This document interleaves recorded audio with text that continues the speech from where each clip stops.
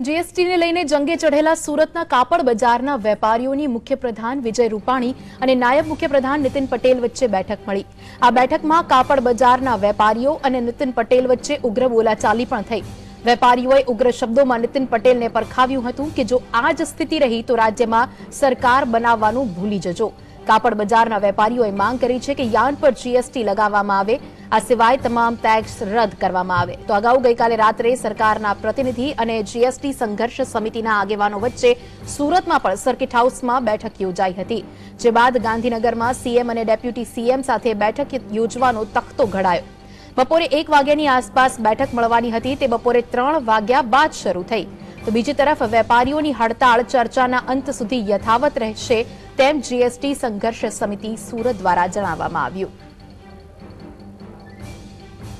સૌથી પહેલા તો અમે વ્યુઅર્સ સમુદાય આ જીએસટી વેલકમ કર્યો છે।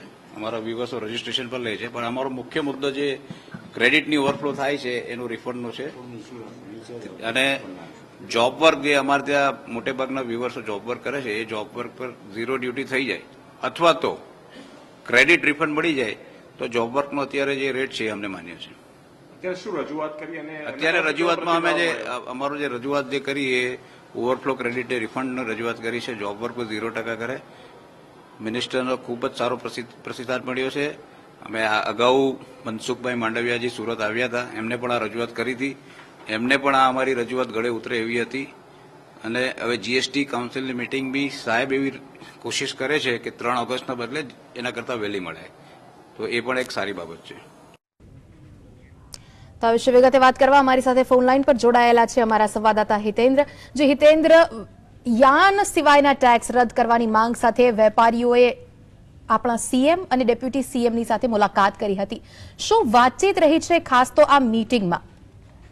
આજે કેન્દ્રીય પ્રધાન મનસુખભાઈ માંડવિયા, નાયબ મુખ્યપ્રધાન નીતિન પટેલ, ગણપત વસાવા, આત્મારામ પરમાર, નાનભાઈ ભાનાણી સહિતના પ્રધાનો દ્વારા આજે ટેક્સટાઇલ એસોસિએશનના પ્રતિનિધિઓને ખાસ સમજાવવાનો પ્રયત્ન કર્યો છે જીએસટીને લઈને ખાસ, કારણ કે જેના કારણે સમગ્ર ગુજરાતમાં અત્યારે સુરત અને અમદાવાદ બંને જગ્યાએ ખૂબ મોટી અસર થઈ છે। ખૂબ મોટી સંખ્યામાં બંધ રહેવાના કારણે ધંધા રોજગાર પર અસર થઈ છે, તો ખૂબ મોટા પાયે બેરોજગાર થઈ શકે એમ છે। ત્યારે એમનું સ્પષ્ટપણે માનવું છે કે અત્યારે જે કેન્દ્ર સરકાર દ્વારા જે નિર્ણય કરવામાં આવ્યો છે, અત્યાર સુધી યાન પર એક્સાઇઝની 12.5% લેવામાં આવતી હતી, એની જગ્યાએ 18% જીએસટી લેવામાં આવનાર છે, જેના કારણે આ ઉદ્યોગ પર ખૂબ મોટી અસર થઈ શકે એમ છે। ત્યારે કેન્દ્ર સરકારે આ બાબતે વિચાર કરવો જોઈએ।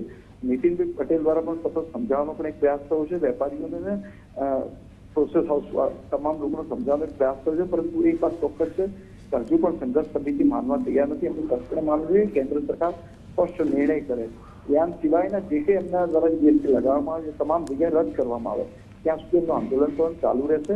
એટલે એક વાત ચોક્કસ છે, બંને પક્ષો વચ્ચે શાબ્દિક ઝપાઝપી પણ જોવા મળી છે, ઉગ્ર બોલાચાલી થઈ હતી। જી હિતેન્દ્ર, આભાર સમગ્ર માહિતી બદલ।